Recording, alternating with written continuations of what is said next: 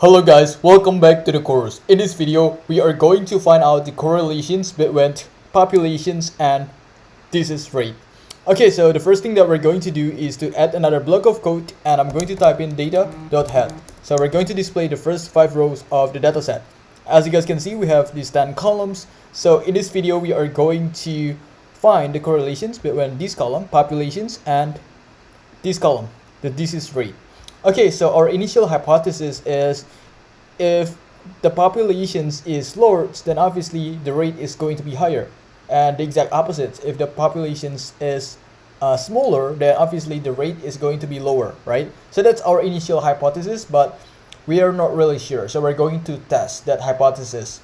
Okay, so we're going to use matplotlib to visualize the data. So don't forget to import matplotlib. So I'm going to type in import matplotlib.pyplot as plt, right? And let's hit recompile.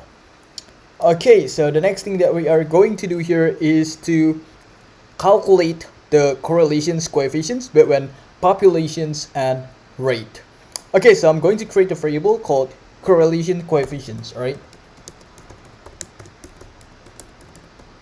Okay, so we're going to assign value to this variable, so it's going to be data, and inside this bracket we're going to have population. So I'm just going to copy and paste these columns name, right? And I'm going to put it here, and we're going to have .core. So this is like the functions that you're going to use if you want to find the correlations, right? So now inside these parentheses we're going to have data, and inside this bracket we are going to have rate. So we're just going to copy and paste this column's name. So that's how you find the correlation coefficients between populations and rate, guys. Okay, so I'm going to hit compile. Okay, cool. It seems that we have successfully compiled this line of code. Okay, so down here I'm going to visualize the correlations between these two columns, right? So I'm going to create a scatter plot to visualize the relationship between populations and disease rate. Okay, so I'm going to have a plt.figure like this, and inside this parenthesis I'm going to have a fixed size.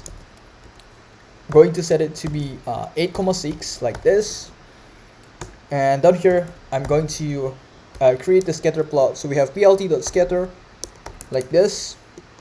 Inside this parenthesis we're going to have data, and we're going to have populations inside the bracket because that's the column that we're going to be visualizing, comma data, and inside this bracket we're going to have rate. That's another column that we're going to be visualizing, and we're going to set the alpha to be equals to 0.5, right? Okay, so down here we are going to label the x-axis or the horizontal axis. So plt.xlabel.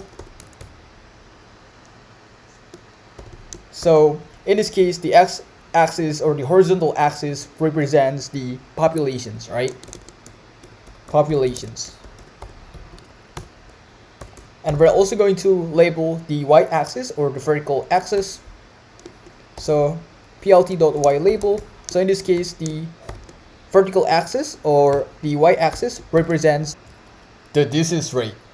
Okay, so I'm going to write it down here. Okay, so the next thing that we're going to do is to add the title to this scatter plot so people will understand what does this scatter plot represents, right? So plt.title.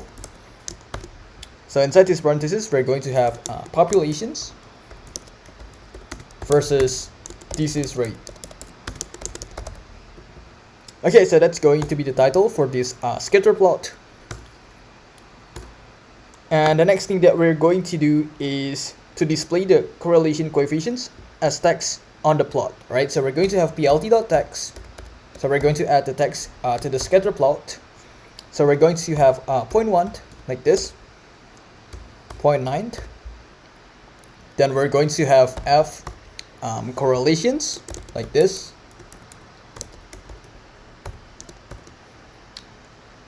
and inside we are going to copy and paste these variable correlation coefficients, right? So I'm going to copy and paste that here. Okay, cool. And the next thing that we're going to have is 2f here. Okay, so now we are also going to have a transform like this.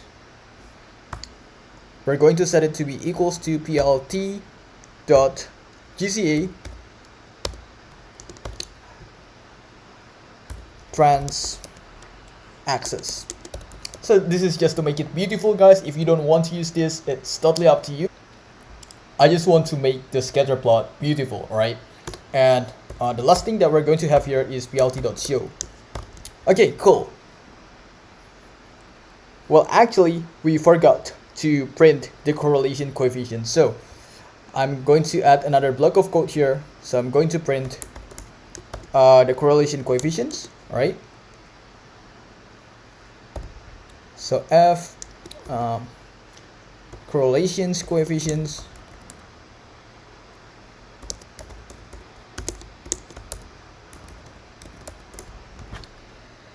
like this. So we're going to copy and paste this variable and we're going to put it inside this bracket, right?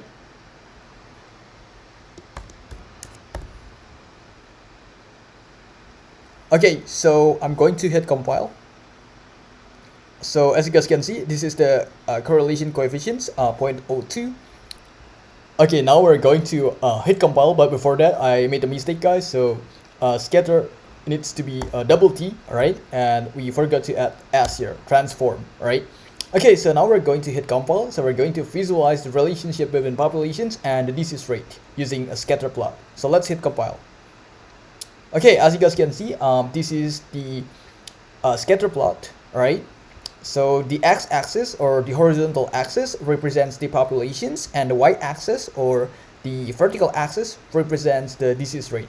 Okay, so if you scroll up a little bit, as you guys can see, this is the output that we got, right? So the correlation coefficient is 0.02. So despite the fact that the correlation coefficient is still positive, but it is very weak. So if you scroll down and pay very close attention to the scatter plot, when the populations is low, as you guys can see, the disease rate is high. So our initial hypothesis was not entirely true, right? So if you remember, we made an initial hypothesis claiming that if the populations is larger, then the disease rate is going to be higher. But that's not entirely true based on the scatter plot, right? Okay, guys, I think that's it. That's all you need to know about the correlations between populations and disease rate. So even though it is still positive, but the correlations is extremely weak because it's 0.02, right? Very close to zero, guys. Okay, I'll see you guys in the next video. Bye.